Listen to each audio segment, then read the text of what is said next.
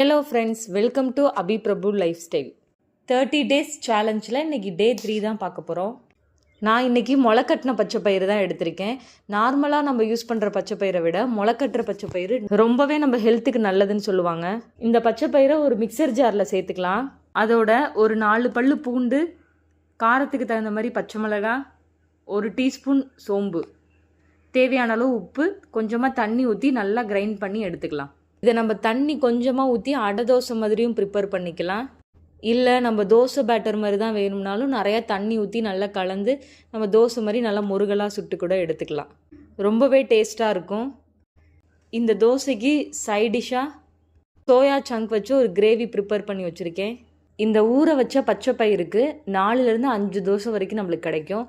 Suppose நம்ம அடை தோசை மாதிரி நம்ம ப்ரிப்பேர் பண்ணோம்னா மேக்ஸிமம் 2லேருந்து 3 வரைக்கும் நம்மளுக்கு கிடைக்கும். நம்ம 100 கிராம்ஸ் பச்சை பயிரை நல்லா ஊற விட்டு முளை கட்டி எடுத்திருக்கோம். இதில் 24 கிராம்ஸ் ப்ரோட்டீன் இருக்குது. அது மட்டும் இல்லாமல் சோயா சங்கில் 50 கிராம்ஸில் நமக்கு 26 கிராம்ஸ் ஆஃப் ப்ரோட்டீன் இருக்குது. நான் சோயா சங்க் 50 கிராம்ஸ் நான் எடுத்து நான் கிரேவி மாதிரி நான் ப்ரிப்பேர் பண்ணி வச்சுருக்கேன். டோட்டலாக நான் செஞ்ச இந்த 2 ரெசிப்பியில் 50 கிராம்ஸ் ப்ரோட்டீன் இருக்குது. ரொம்பவே ஹெல்த்தியான ஒரு ரெசிபி இது. மறக்காமல் நீங்களும் இதே மாதிரி ட்ரை பண்ணி பாருங்கள். தேங்க்யூ. நெக்ஸ்ட் வீடியோவில் மீட் பண்ணலாம்.